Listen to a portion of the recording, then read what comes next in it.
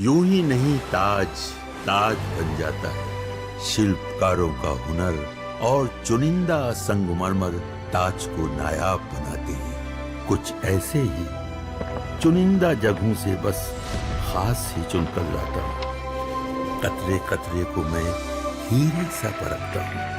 यूं ही नहीं मैं रजनीगंधा बन जाता हूँ। नमस्कार, न्यूज के इकलौते फैमिली शो न्यूज की पाठशाला में आप सभी का बहुत स्वागत। मैं हूं सुशांत सिन्हा। ये वो पाठशाला जहां सबकी क्लास लगती है। और सबसे पहले आपको बता दूं कि आज पाठशाला में क्या क्या है और कौन कौन सा चैप्टर खोलने वाला हूं। पीएम मोदी तो मुनीर का काल लेकर आ गए हैं। उधर चीन ने पाकिस्तान में खड़े होकर पाकिस्तान को कैसे बेइज्जत कर दिया, आज आपको दिखाऊंगा। ब्रह्मोस का बाप अग्नि 5 मोदी के जिनपिंग से मिलने के पहले चीन और पाकिस्तान दोनों को हड़काने वाला बम भारत ने क्यों फोड़ दिया। भिखारी पाकिस्तान के कटोरे में चीन का कितना माल, भारत को धोखा या पाकिस्तान को झटका देने की तैयारी में है जिनपिंग, आज इस पर भी बात करूंगा। ट्रंप की सारी अकड़ कायदे से निकाल रहा है भारत। पुतिन मोदी के बीच अब क्या नई डील होने वाली है। इसके अलावा हंगामे में बहे संसद सत्र के बाद मोदी का नया प्लान तैयार। कल बंगाल में सियासी बवाल होने वाला है क्या। हिंदी बोलने वालों को पीटने वाले खुद पिट गए। चुनावी एग्जाम में राज ठाकरे उद्धव ठाकरे दोनों को कैसे अंडा मिला है, आज आपको दिखाऊंगा। काशी विश्वनाथ मंदिर के शिखर पर दिखे सफेद उल्लू का क्या रहस्य है बॉस। महासंकट या महामंगल क्या होने वाला है देश का। बद्रीनाथ मंदिर के शिखर पर तोता, कहीं महाकाल का भांग वाला मुखौटा गिरा, क्या है यह संकेत, क्या है सच्चाई, आज यह भी आपको दिखाऊंगा। इसके अलावा पीएम मोदी का वो कौन सा गेम प्लान जिसने पब्लिक के 20,000 करोड़ बचा दिए। आपके घर में घुसा वो दुश्मन जिसे एक झटके में मोदी सरकार ने निकाला तो हंगामा मच गया, आज इसका चैप्टर भी खोलूंगा। लेकिन पहले दिन भर की बड़ी खबरों का रिवीजन, उसके बाद पहला चैप्टर।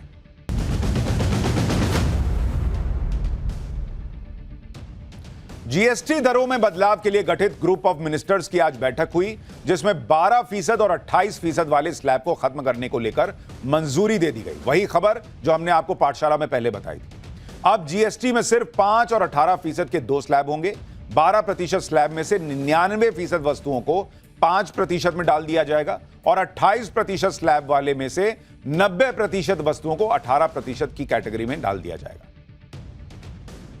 उपराष्ट्रपति पद के लिए इंडी अलायंस के उम्मीदवार बी सुदर्शन रेड्डी ने आज अपना नामांकन पत्र दाखिल किया। इस मौके पर सोनिया गांधी उनकी पहली प्रस्तावक बनी। संसद भवन में नामांकन पत्र दाखिल करने के दौरान राहुल गांधी, मल्लिकार्जुन खड़गे समेत इंडी गठबंधन के तमाम नेता वहां मौजूद रहे। कल एनडीए के उम्मीदवार सीपी राधाकृष्णन ने अपना नामांकन दाखिल किया था। दिल्ली की मुख्यमंत्री रेखा गुप्ता के हमलावर ने बड़ा खुलासा किया। आरोपी ने बताया कि सीएम ने जब कुत्तों को बाहर न करने की अपील को अनसुना किया, तब उसने हमला कर दिया। पुलिस के मुताबिक आरोपी बिना टिकट के राजकोट से दिल्ली पहुंचा था। वहीं हमले के बाद सीएम रेखा गुप्ता को Z+ सिक्योरिटी दे दी गई है और सीएम आवास पर सीआरपीएफ की तैनाती भी होगी। दिल्ली के स्कूल्स को बम से उड़ाने की धमकी मिलने का सिलसिला थम नहीं रहा। आज भी दिल्ली के 5 स्कूलों को एक बार फिर बम से उड़ाने की धमकी मिली है। दिल्ली के द्वारका और प्रसाद नगर समेत 5 स्कूलों को ईमेल भेजकर धमकी दी गई। सूचना मिलते ही दिल्ली पुलिस और फायर विभाग की टीम मौके पर पहुंचे, लेकिन जांच में कुछ भी संदिग्ध नहीं मिला। पिछले 4 दिनों में दिल्ली के 100 से ज्यादा स्कूलों को धमकी भरे ईमेल मिल चुके हैं। हिमाचल प्रदेश के बाद महाराष्ट्र और गुजरात में बाढ़ और बारिश से हाहाकार मचा हुआ है। गुजरात के 9 जिले बाढ़ से सबसे ज्यादा प्रभावित हैं। जूनागढ़ और पोरबंदर में लगातार बारिश के बाद सड़कों पर कई फीट पानी भर गया है, जिसके बाद एनडीआरएफ की टीम रेस्क्यू में जुटी है। वहीं महाराष्ट्र के नासिक में गोदावरी नदी का जलस्तर खतरे के निशान से ऊपर पहुंच गया है। नांदेड़ में बादल फटने के बाद रेस्क्यू ऑपरेशन जारी है और 275 लोगों को बचाया गया है।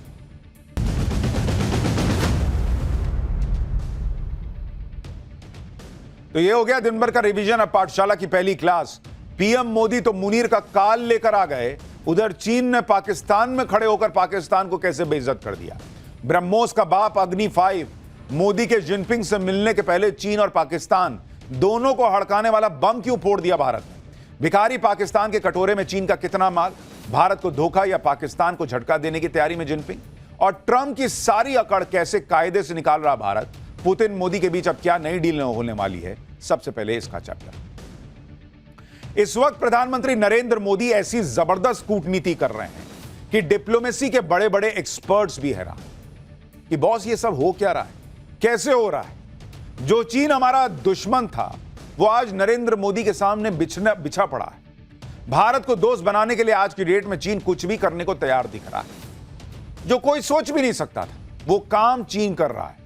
पहले भारत के लिए चीन ट्रंप से भिड़ गया, अब पाकिस्तान की भी क्लास चीन लगा रहा है। 2 दिन पहले चीन के विदेश मंत्री भारत आए हुए थे नरेंद्र मोदी से मिलने और उन्हें चीन बुलाने के लिए कि आइए बॉस चीन आइए एससीओ की मीटिंग के लिए। आज चीन के विदेश मंत्री पाकिस्तान पहुंच गए, लेकिन चीन के विदेश मंत्री ने पाकिस्तान पहुंचते ही कैसे पाकिस्तान को बेइज्जत कर डाला, कैसे पाकिस्तान को चीन से झटके पे झटके मिल गए, आज आपको दिखाऊंगा। लेकिन नरेंद्र मोदी की जिस धांसू डिप्लोमेसी की बात हम कर रहे हैं, वो धांसू डिप्लोमेसी आप देखिए कि अमेरिका के खिलाफ चीन खुलकर खेल रहा है, भारत की तरफ से भारत को सपोर्ट कर रहा है और ट्रंप की धमकियों का करारा जवाब भी चीन दे रहा है। पाकिस्तान से भी चीन ने कह दिया है कि पाकिस्तान से दोस्ती अपनी जगह भाई, लेकिन भारत से दोस्ती की अपनी इंपॉर्टेंस है। यह चीन पाकिस्तान में खड़े होकर कह रहा है। जिस वक्त चीन पाकिस्तान की क्लास लगा रहा है, उसी वक्त नरेंद्र मोदी ने विदेश मंत्री एस जयशंकर को रूस भेज दिया और अमेरिका की क्लास लगा दी। जयशंकर ने रूस में खड़े होकर अमेरिका के खिलाफ ताल ठोक दी कि अमेरिका को जो करना है करे, रूस से दोस्ती तो नहीं टूटेगी, बिजनेस और बढ़ेगा। मतलब बड़ा जबरदस्त गेम चल रहा है जियोपॉलिटिक्स में। कूटनीति का ऐसा खेल आपने कभी नहीं देखा होगा और इसलिए सब दंग हैं। लेकिन खेल सिर्फ कूटनीति का ही नहीं है, कूटनीति के साथ भारत अपनी ताकत भी दिखा रहा है, एहतियात भी बरत रहा है। चीन के विदेश मंत्री का प्लेन जैसे ही भारत से उड़ा, भारत ने अग्नि 5 मिसाइल का टेस्ट कर दिया बॉस। तस्वीरें आप देखिए, अग्नि 5 ऐसी मिसाइल है जिसकी रेंज में पूरा चीन आता है बॉस, पूरा चीन। अग्नि 5 की रेंज जो है वो 5000 किलोमीटर है और आप सोचिए पूरे चीन को टारगेट करने वाला बम फोड़ दिया भारत ने कल। उधर चीन दोस्ती के लिए मारा जा रहा है, पूरा हाथ पैर मार रहा है, भारत भी कह रहा है दोस्ती करेंगे, देख के करेंगे। ऐसा थोड़ी कि भूल जाएंगे कि अब तुमको जो है कभी जरूरत पड़ेगी तो ठोकना भी है। लेकिन नरेंद्र मोदी का मैसेज क्लियर गया है कि जो दोस्ती करेगा उसके साथ दोस्ती चलेगी, जो दुश्मनी करेगा उसकी दुश्मनी भी देख लेंगे, जो धोखा होगा उसका हिसाब कर देंगे। अभी धोखा तो ट्रंप ने दिया हुआ है और ट्रंप का कायदे से हिसाब भारत कैसे कर रहा है वो भी आज आपको बताऊंगा। लेकिन पहले डिप्लोमेसी के इस भूचाल का एक ट्रेलर देख लीजिए।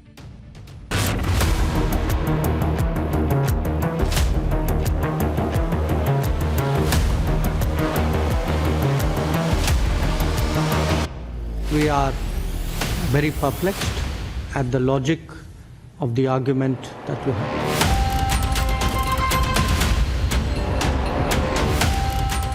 There has been an upward trend.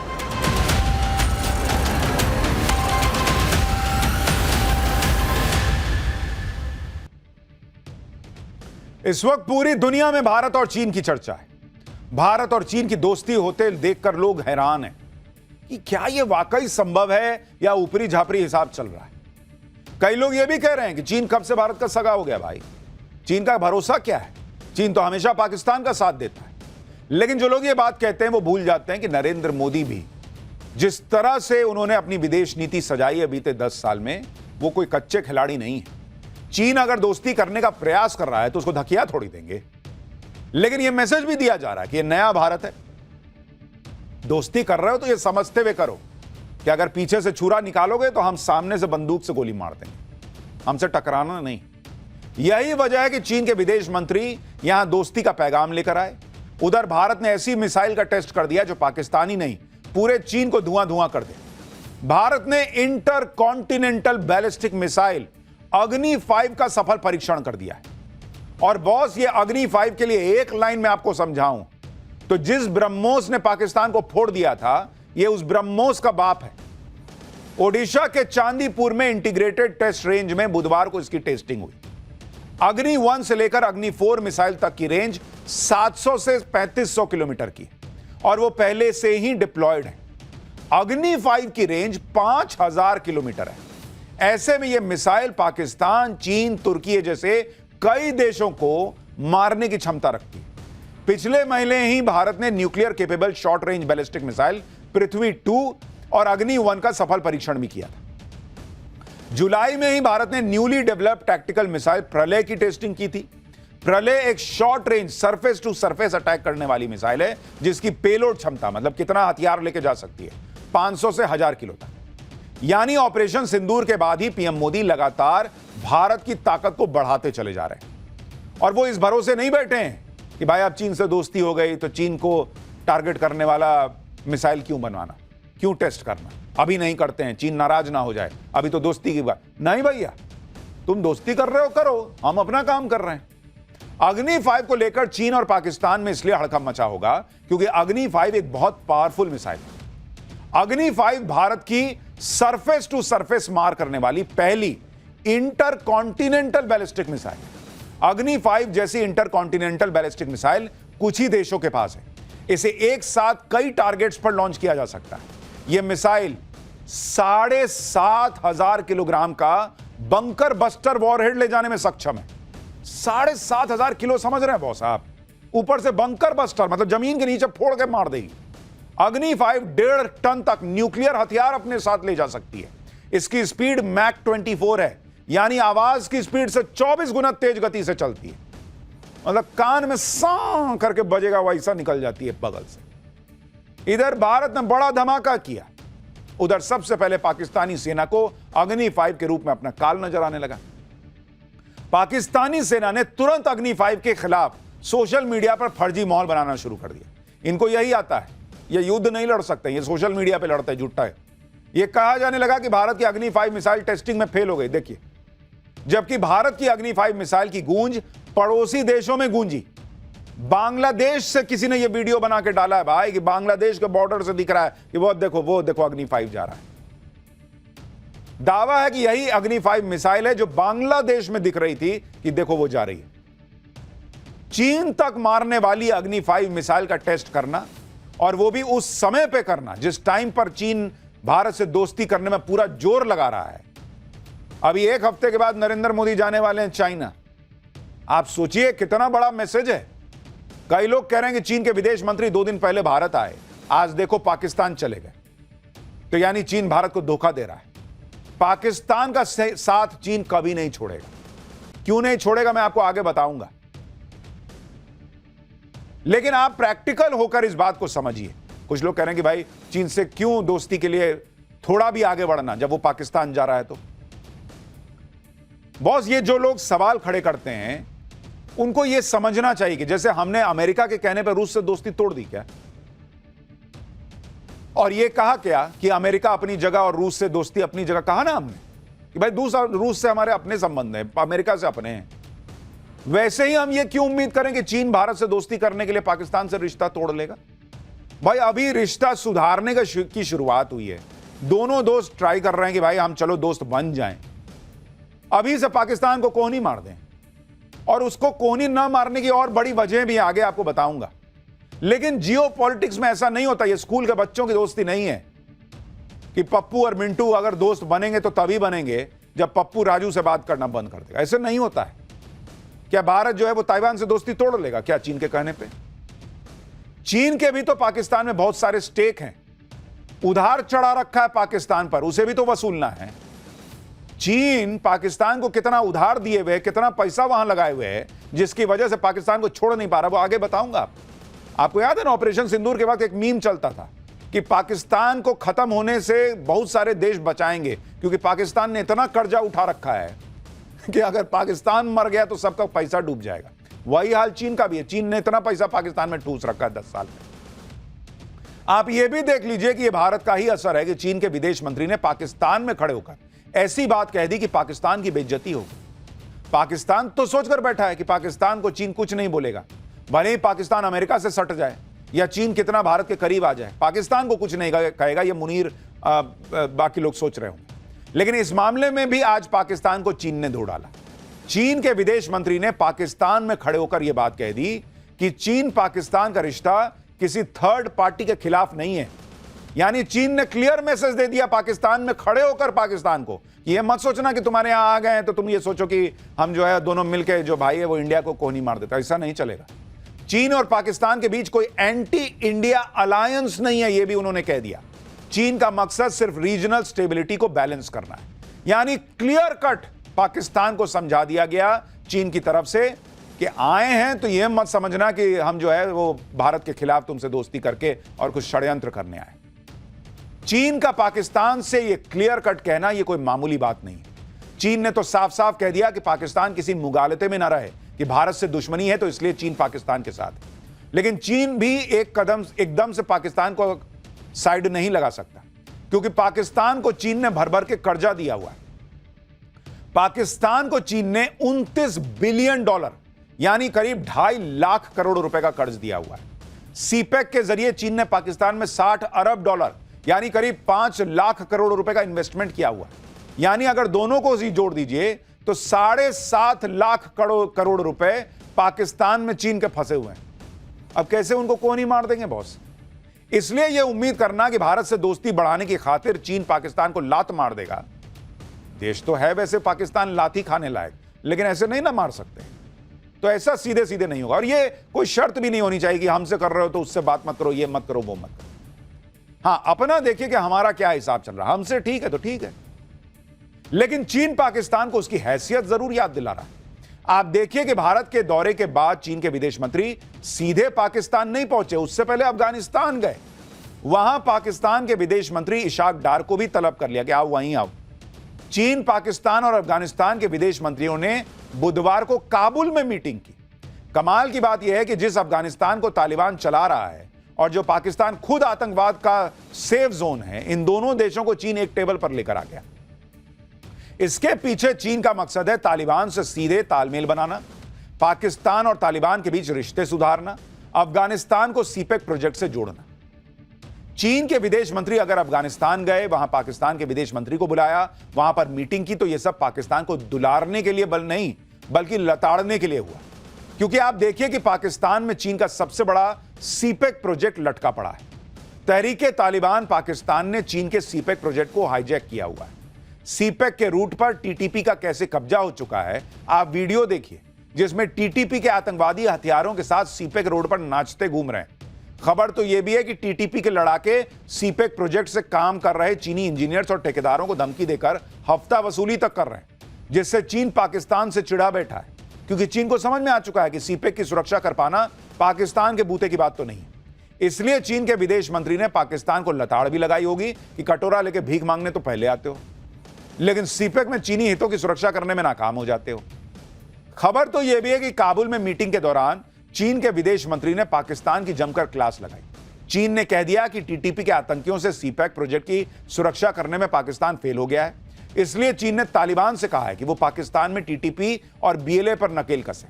Taliban ने भी चीन को आश्वासन दिया है कि सीपेक प्रोजेक्ट की टीटीपी से सुरक्षा अब उसकी जिम्मेदारी है।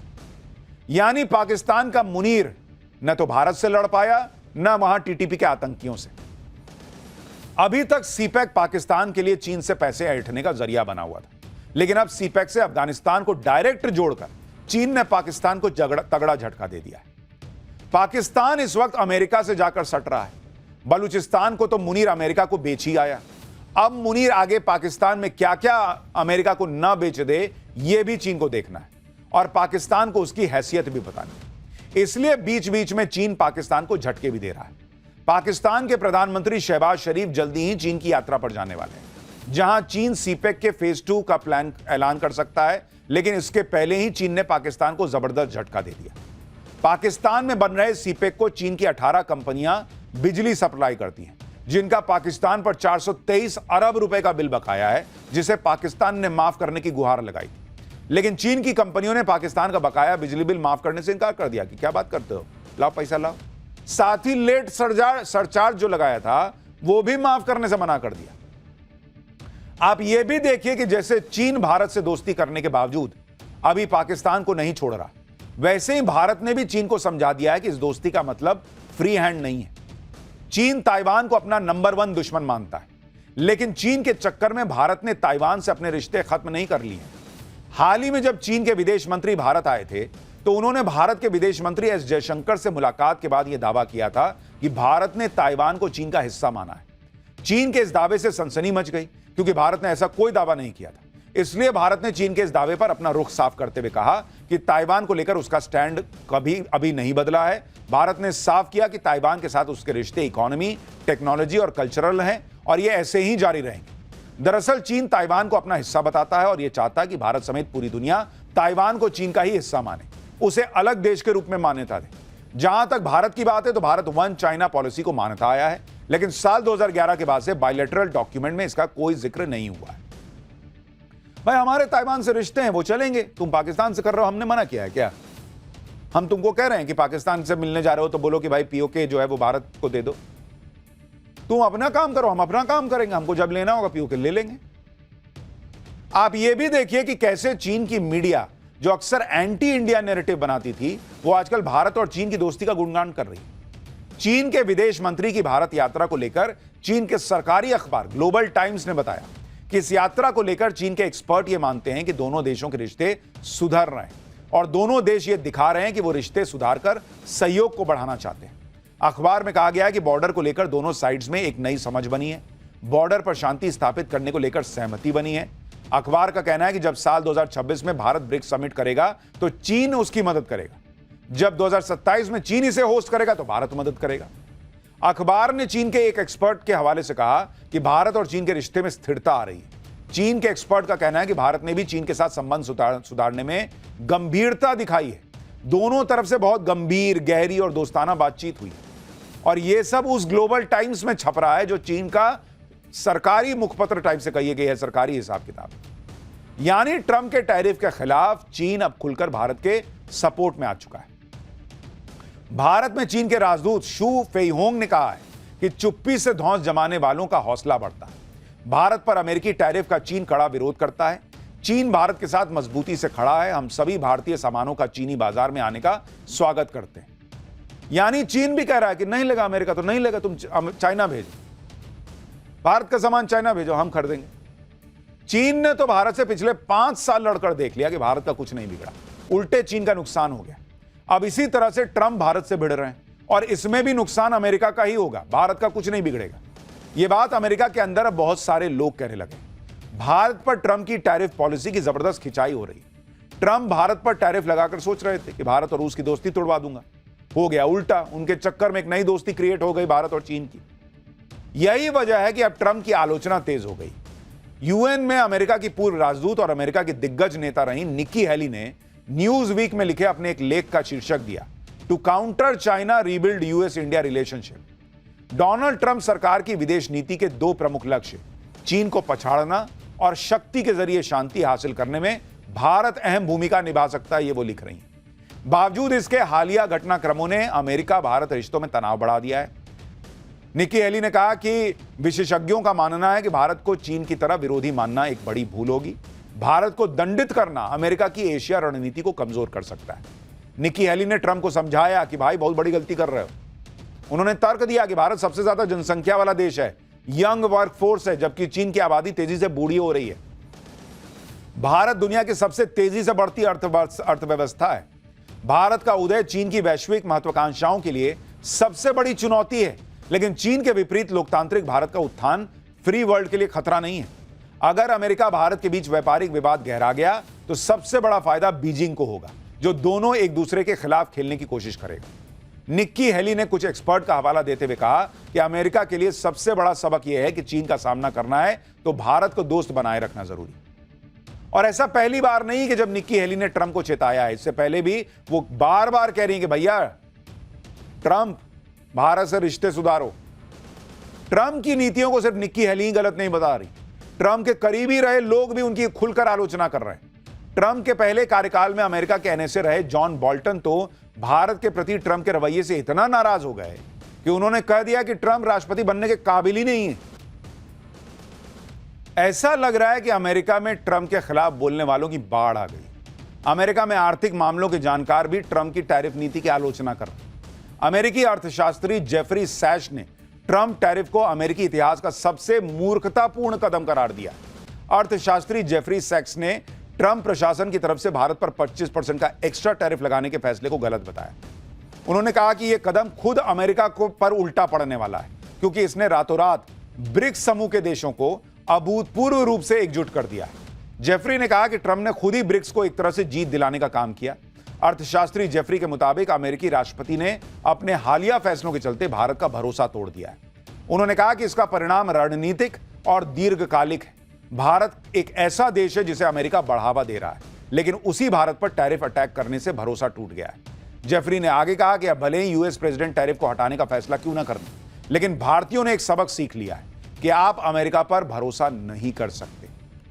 यानी अमेरिका में नेता हैं, सिक्योरिटी एक्सपर्ट हैं, आर्थिक मामलों के जानकार हैं, सब भारत पर टैरिफ लगाए जाने के मामले में ट्रंप को रगड़े बैठे कि भाई क्या ये आदमी हो। लोग कह रहे मूर्ख जैसा काम कर दियो भाई, मूर्खतापूर्ण फैसला बता रहे हैं। अमेरिका में ट्रंप की इतनी आलोचना इस वजह से भी हो रही क्योंकि ट्रंप के टैरिफ के चक्कर में अमेरिका की जनता पिस रही है, अमेरिका की इकोनॉमी की बैंड बज रही है, यहां तक कि अमेरिका में कंपनियां दिवालिया हो रही। खबर है कि इस साल अमेरिका में अब तक 446 बड़ी कंपनियां दिवालिया हो चुकी हैं। ये 2020 में कोरोना काल के आंकड़े से 12% ज्यादा है। केवल जुलाई में ही 71 बड़ी कंपनियां दिवालिया हुई अमेरिका में, जो जुलाई 2020 के बाद किसी एक महीने में दिवालिया होने वाली कंपनियों की सबसे बड़ी संख्या है। इन कंपनियों के दिवालिया होने के पीछे एक वजह ट्रंप की टैरिफ नीतियां बताई जा रही। यानी अमेरिका बाप बाप कर रहा है, लेकिन ट्रंप समझने को तैयार नहीं। उनको लग रहा है मैं कुछ भी करूंगा हो जाएगा सब मामले। ट्रंप को झटके पे झटके लग रहे हैं।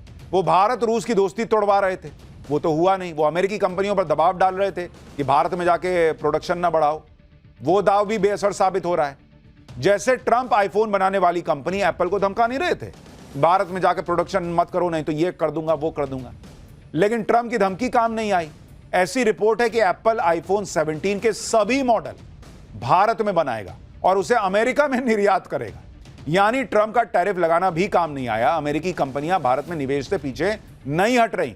और हमने आपको पाठशाला में दिखाया था कि अगर एप्पल भारत में सारे आईफोन बना भी लेगी और अमेरिका निर्यात करेगी और कुछ एक्स्ट्रा टैक्स भी देगा, तब भी मोटा मुनाफा कमाएगी अमेरिका में बनाने के बनस्पत। तो वही एप्पल को दिख रहा है, उसने कहा हम पूरा आईफोन 17 भारत में बनाएंगे। और ये चीन के लिए भी झटका है, वहां भी नहीं बना रहा है, भारत में बना रहे हैं। फिर भी चीन दोस्ती कर रहा है, ट्रंप को समझ में नहीं आ रहा।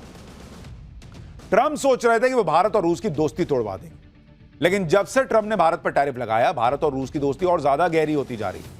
आप देखिए कि एनएसए अजीत डोभाल के बाद अब विदेश मंत्री एस जयशंकर 3 दिन की यात्रा पर रूस पहुंचे हैं। एस जयशंकर ने मॉस्को में आज राष्ट्रपति व्लादिमीर पुतिन से मुलाकात की है। ये उसकी तस्वीरें हैं। पुतिन मुस्कुराते हुए हॉल में आए और जयशंकर को देखते ही हाथ मिलाया। इसी महीने की शुरुआत में एनएसए अजीत डोभाल भी पुतिन से मिले थे और पीएम मोदी से भी पुतिन 2 बार फोन पर बातचीत कर चुके हैं। और अब एस जयशंकर रूस पहुंचे हैं, जहां आज उन्होंने रूस के विदेश मंत्री सरगेई लावरोव से लंबी मीटिंग की। इसमें दोनों देशों के बीच रिश्ते मजबूत करने को लेकर बात हुई। मुलाकात के बाद एस जयशंकर ने टैरिफ को लेकर अमेरिका को जमकर सुना दिया। जयशंकर ने कहा कि भारत रूस के तेल का सबसे बड़ा खरीदार नहीं है, चीन है। भारत रूस से सबसे ज्यादा गैस निर्यात करने वाला देश भी नहीं है, वो यूरोपीय यूनियन है। जयशंकर ने कहा कि कुछ साल पहले तक खुद अमेरिका भारत को रूस से तेल खरीद बढ़ाने के लिए बातें बोलता था। जयशंकर ने कहा कि भारत अमेरिका से भी तेल खरीदता है और इसकी मात्रा भी बढ़ी है। तो अमेरिका का डबल स्टैंडर्ड भी खोल के रख दिया है जयशंकर। मोदी और पुतिन की जोड़ी ट्रंप के टैरिफ बम का दम निकालने का काम कर रही है। आप देखिए कि रूस ने कह दिया है कि अमेरिका नहीं खरीदेगा तो रूस भारत से सामान खरीदेगा। भारत ने कह दिया कि वो रूस से तेल लेना बंद नहीं करेगा। रूस ने अलग से कह दिया कि 5% और छूट दूंगा भाई, तेरे को तेल बेचना भारत को जारी रहेगा, 5% छूट दूंगा। विदेश मंत्री एस जयशंकर ने रूसी कंपनियों को भारतीय कंपनियों के साथ मिलकर काम करने का ऑफर दे दिया कि आइए ना बॉस, इंडिया में लगाइए, आप भी फैक्ट्री लगाइए। रूस तो यह भी कह रहा है कि वो भारत के स्वदेशी एयर डिफेंस सिस्टम सुदर्शन चक्र में भी पार्टनरशिप करने को तैयार है। मतलब ट्रंप को ढेले भर का भाव नहीं मिल रहा है, ढेले भर का। ट्रंप अपने घर में फंसते चले जा रहे हैं, आर्थिक मोर्चे पे जूझ रहे हैं। उधर यूक्रेन युद्ध को लेकर भी डोनाल्ड ट्रंप की घनघोर बेइज्जती हो रही है, क्योंकि आप देखिए कि रूस के राष्ट्रपति पुतिन से मिलने के बाद ट्रंप अपनी पीठ तपतपा रहे थे कि उन्होंने पुतिन से बढ़िया बात कर ली है। इसके बाद वो जेलेंस्की और यूरोप के नेताओं से मिले, माहौल पूरा बना दिया भाई ने कि वो जेलेंस्की और पुतिन के साथ बिठाकर युद्ध रुकवा देंगे। हमने आपको पाठशाला में बताया था कि ट्रंप की इकलौती कामयाबी यह थी कि उस दिन जेलेंस्की सूट पहन के व्हाइट हाउस आए, नहीं तो और कुछ हासिल नहीं हुआ भाई को। लेकिन दूसरी तरफ रूस ने यूक्रेन को भयंकर फोड़ दिया है। आज ही रूस ने यूक्रेन पर साल का सबसे बड़ा हमला कर दिया, जिसमें 574 ड्रोन और 40 मिसाइलें दागी गई। रूस ने इन हमलों में यूक्रेन के पश्चिमी शहर लवीव और राजधानी कीव को निशाना बनाया। यूक्रेन पर रूस के ऐसा बड़ा हमला करने को लेकर सीधे सीधे ट्रंप के लिए यह शर्मनाक स्थिति जैसा है। ट्रंप को अपनी ये बेइज्जती महसूस भी हो रही है कि भाई पुतिन को मैं इस तरह बुलाया, आए तो फाइटर जेट्स दिखाया, B-2 बॉम्बर उड़ाया, सब किया, ये तो भाई और फोड़ रहा है यूक्रेन को। इसलिए इस हमले के तुरंत बाद ट्रंप ने अभी कुछ देर पहले यह कह दिया है कि रूस पर हमला किए बिना यूक्रेन युद्ध जीत जाए, ये तो असंभव है। यह असंभव नहीं, मुश्किल जरूर है। यह ऐसा ही है जैसे एक बढ़िया टीम जिसके पास जबरदस्त डिफेंस है लेकिन उसे आक्रामक खेलने नहीं दिया जा रहा, ऐसे तो जीतने का कोई चांस नहीं होगा। ट्रंप ने कहा कि अयोग्य बाइडेन ने यूक्रेन को पलटकर जवाब नहीं देने दिया और सिर्फ बचाव करने को कहा। ट्रंप ने कहा कि अगर वो राष्ट्रपति होते तो यह युद्ध होता ही नहीं, इसके 0 चांस होते। ट्रंप ने आगे कहा कि आगे बहुत कुछ दिलचस्प होने वाला है। यानी ट्रंप सब कुछ पहले ही सरकार पर डाल रहे हैं, पहले की सरकार पर, और कह रहे हैं कि अमेरिका में पहले की सरकार ने यूक्रेन को सिर्फ डिफेंस पर लगाए रखा, अटैक नहीं करने दिया, और बिना अटैक के युद्ध नहीं जीते जाते। अब कुछ इंटरेस्टिंग होगा, मतलब वो यूक्रेन को पंप करेंगे कि जाओ भिड़ो तुम रूस से। तो फिर कौन सा सीज फायर, कौन सा युद्ध रुकवाना, सब कबाड़ हो गया। इतना भारत से भी रिश्ते बिगाड़ लिए एक्स्ट्रा टैरिफ लगा के, और वहां रूस का युद्ध भी नहीं रुकवा पा रहे हैं। और कह रहे हैं कि हम जो बाइडेन ने यूक्रेन को लड़ने नहीं दिया, लड़ने नहीं दिया, भर भर के तुम लोग हथियार देते रहे, पंप करते रहे कि जाओ मारो रूस के लोगों को। अब कह रहे हैं कि लड़ने ढंग से नहीं दिया। ट्रंप दलील दे रहे हैं कि यूक्रेन को अपना बचाव करने के लिए पूरा सपोर्ट दिया गया।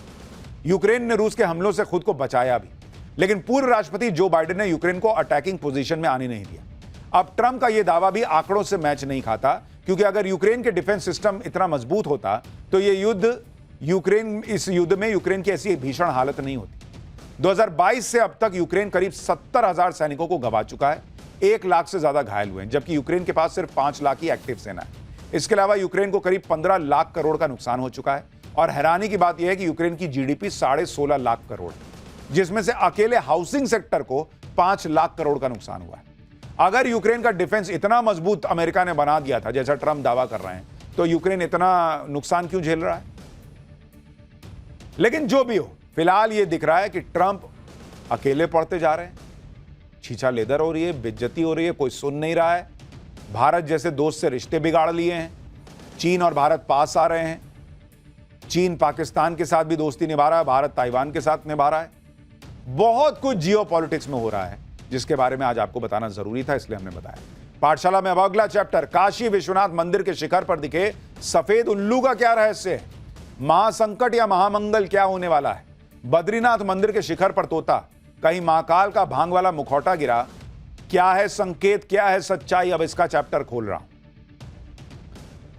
भाई, वाराणसी का काशी विश्वनाथ मंदिर पूरी दुनिया में सनातन की आस्था का बड़ा केंद्र माना जाता है। यह भगवान शिव के 12 ज्योतिर्लिंगों में से एक है। लेकिन इस वक्त काशी विश्वनाथ मंदिर में एक चौंकाने वाली घटना हुई है, जिसकी वजह से वो सुर्खियों में।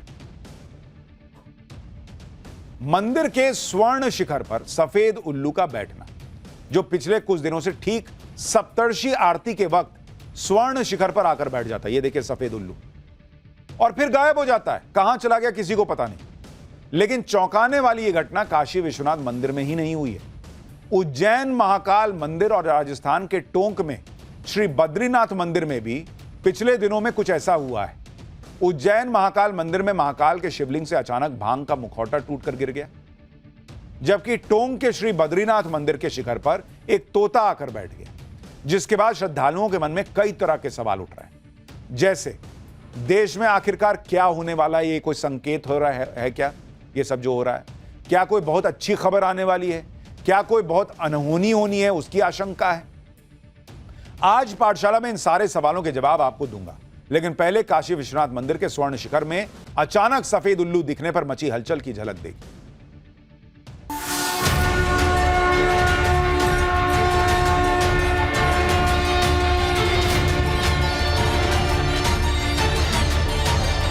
उसमें श्वेत उल्लू का दिखना हमारे सनातन का काशी वासियों के ऊपर विशेष कृपा है, धन लक्ष्मी की विशेष कृपा है। अभी दीपोत्सव होना है, दिवाली होनी है, और उसके पूर्व से दिखना इस श्रावण मास के तुरंत बाद से बहुत ही शुभ संकेत। विश्वेशाम सदाशिव आयुर्बम काशी विश्वेशाम सदाशिव।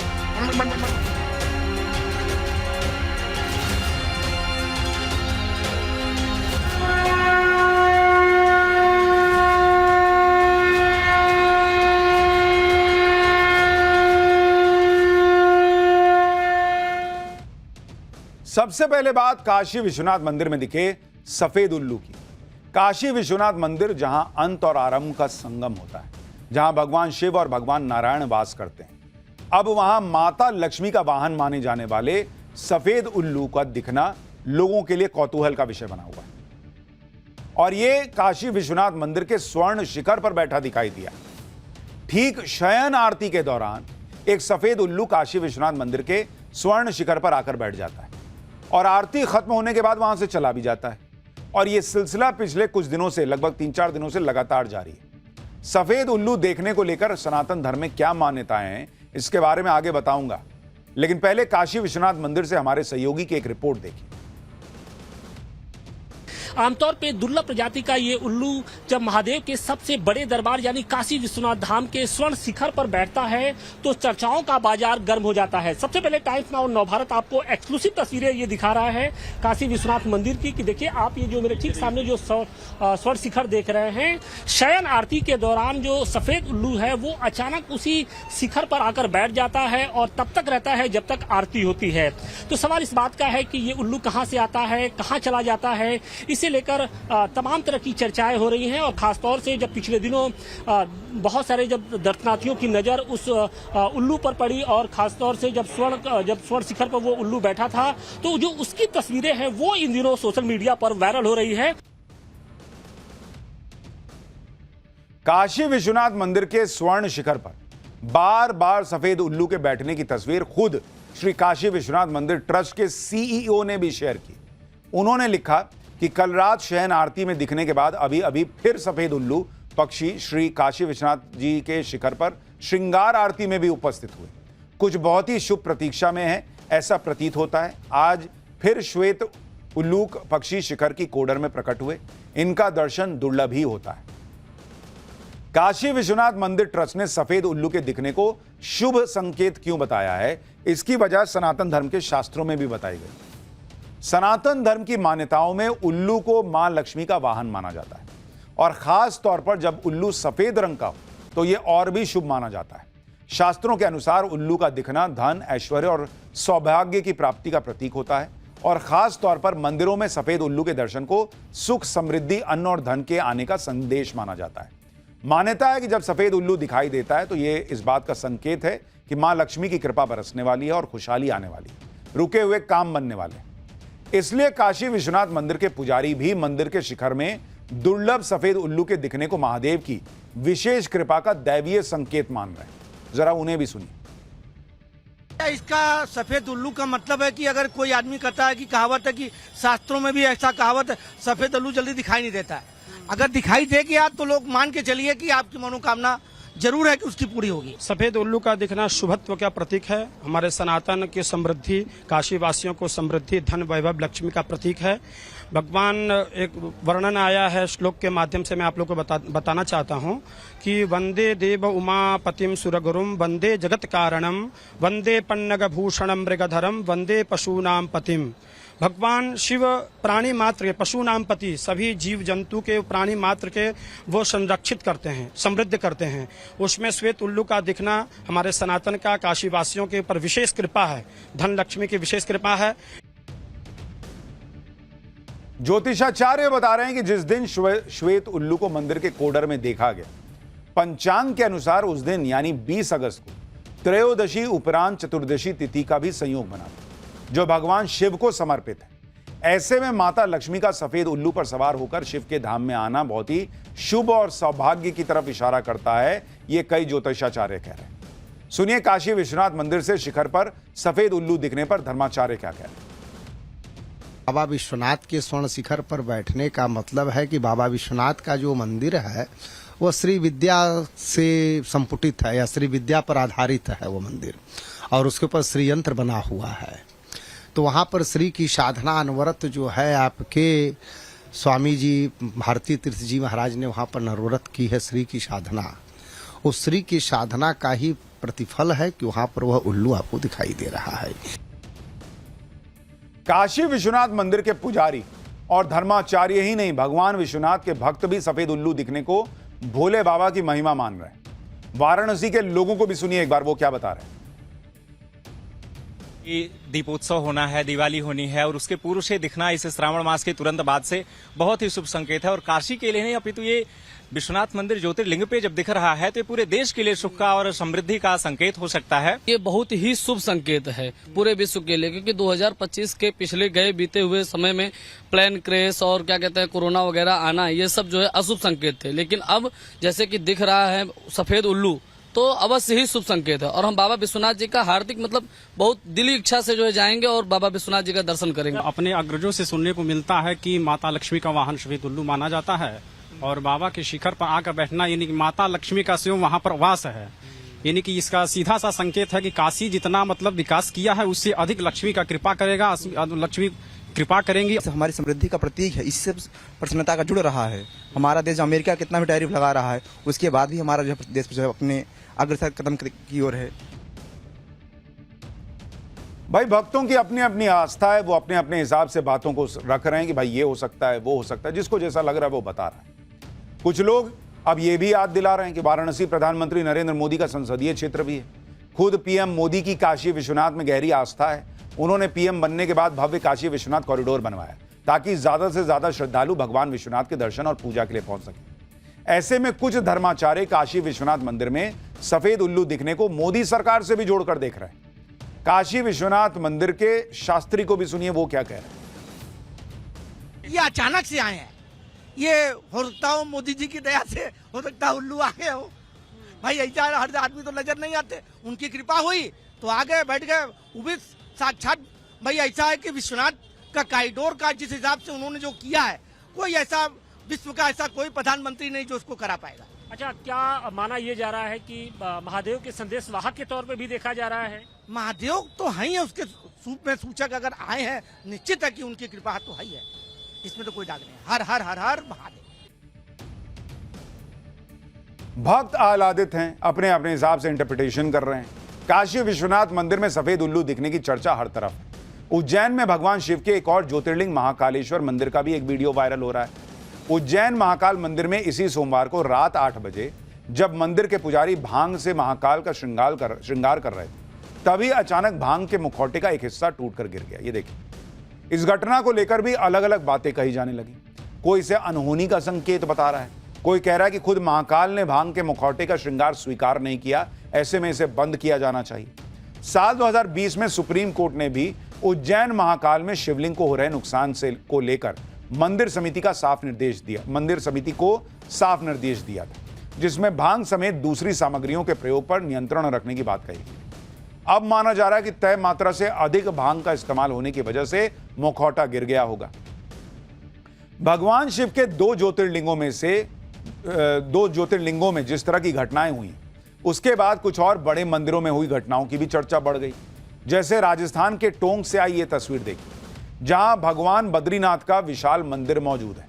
इस मंदिर पर हर साल अक्षय तृतीया के मौके पर खास ध्वजा लगाई जाती है, एक शुभ मुहूर्त तय किया जाता है। उस शुभ मुहूर्त में जिस तरह का पक्षी आकर मंदिर के शिखर पर बैठता है, उसके हिसाब से आने वाले समय को लेकर भविष्यवाणी की जाती है। कहा जा रहा है कि इस बार बद्रीनाथ मंदिर के शिखर पर तोता आकर बैठा है, जिसे अच्छी फसल और सौभाग्य का दैवीय संकेत माना जा रहा है। इसी तरह ओडिशा के पुरी में भगवान जगन्नाथ मंदिर में से जुड़ा एक वीडियो भी कुछ महीने पहले वायरल हुआ, जिसमें एक चील भगवान जगन्नाथ के मंदिर में लगी ध्वजा को अपने पंजों में लेकर मंदिर के शिखर के चक्कर लगाता नजर आया था। इस वीडियो को देखकर भी होनी या अनहोनी को लेकर कई तरह की चर्चाएं हुई, क्योंकि जगन्नाथपुरी मंदिर में ऐसा पहले कभी नहीं देखा गया। इसलिए कहा जाने लगा कि कहीं यह घटना कोई बड़ा संकेत तो नहीं दे रही। हालांकि मंदिर के पुजारियों ने सभी अटकलों को सिरे से खारिज कर दिया और कहा कि मंदिर के शिखर पर सुबह से शाम तक अलग अलग तरह के पक्षी बैठते हैं। हो सकता है चील के पंजे में कोई पताका फंस गई हो। सुनिए उस वक्त जगन्नाथ संस्कृति पर रिसर्च करने वाले पंडित ने इस घटना पर क्या कहा था। प्रभु श्री जगन्नाथ धाम कलयुग की सर्वश्रेष्ठ धाम है और भगवान श्री जगन्नाथ महाप्रभु दारवी तनु धारण करके भगवान के श्रीवत्स खंडसाल श्री मंदिर है, इसमें विराजित है, युग युग से विराजित है। और भक्त लोग यहाँ आकर के भगवान श्री जगन्नाथ जी को दर्शन करके, इनको पतितपावन वाना को दर्शन करके अपने जीवन को धन्य करते हैं। परंतु आजकल जो जमाना में जो विभिन्न प्रकार के मीडिया में वायरल होता है, जगन्नाथ मंदिर की जो मंदिर के ऊपर पताका के ऊपर जो बंसी लगा हुआ है, जो बम्बा लगा हुआ है, इसके ऊपर चिल ऐसा विभिन्न पक्षी बैठते हैं। इसको अशुभ संकेत कह करके साधारण भक्त लोग को मन में भय जागृत कराते हैं। आप जानते हैं हम बचपन से ही यहाँ अधिवासी है और भगवान श्री जगन्नाथ के मंदिर में नाना पक्षी समाकुलः, इस मंदिर में नानादि विविध प्रकार की पक्षी विराजमान वास करते हैं और सुबह सुबह वो चले जाते हैं। ऐसा नया बात नहीं है, इसमें क्या अशुभ है शुभ है। यानी जितने लोग उतनी बातें, जितनी मान्यताएं उतनी चर्चा। कहीं कोई उल्लू को देखकर काशी विश्वनाथ मंदिर में अपनी बात कह रहा है, कोई चर्चा कर रहा है, लोग चर्चा कर रहे हैं, लेकिन इसका कोई साइंटिफिक आधार नहीं है, कोई इस तरह का प्रूफ नहीं कि हाँ यही होगा नहीं होगा। हमने आपको खबर बताई क्योंकि इसकी चर्चा हो रही, लेकिन हम तो यही कहेंगे कि सब दिन शुभ है और उसी हिसाब से मानकर अपना जीवन जी। पाठशाला में अब अगला चैप्टर जिसमें आपको बताता हूं पीएम मोदी का वो कौन सा गेम प्लान जिसने पब्लिक के 20,000 करोड़ रुपए बचा दिए। आपके घर में घुसा वो दुश्मन जिसे एक झटके में मोदी सरकार ने निकाला तो हंगामा मच गया। अब इसका चैप्टर। आजकल ऑनलाइन मनी गेम्स का ऐसा चस्का लोगों को लगा हुआ है कि परिवार के परिवार तबाह हो जा रहे हैं, आर्थिक तौर पर लोग बर्बाद हो रहे हैं। कई बार तो सुसाइड और हिंसा जैसी घटनाएं भी इसकी वजह से सामने आती हैं। ऑनलाइन गेमिंग ऐसा ऑर्गेनाइज्ड धंधा बन गया है जो लालच देता है, सपने दिखाता है, एक झटके में करोड़पति अरबपति बनने का झांसा देता है और लोगों की जेब ढीली कर देता है। लेकिन अब यह सब बंद होने वाला है क्योंकि पीएम मोदी ने ऐसा गेम प्लान बनाया है जिससे जनता के हजारों करोड़ रुपए बच जाएंगे। जिसे भी ऑनलाइन गेमिंग की लत लगी, समझिए उसकी जिंदगी से खुशियां और जेब से पैसे गायब होने शुरू हो जाते हैं। क्योंकि ऑनलाइन गेमिंग में खेलने वाले को हर वक्त लगता है कि बस थोड़ा सा और लगाते ना, जरा सा मार्जिन से चूक गए, नहीं तो करोड़पति ही बन के रुकते। यह बिल्कुल सट्टेबाजी और लॉटरी की लत की तरह है।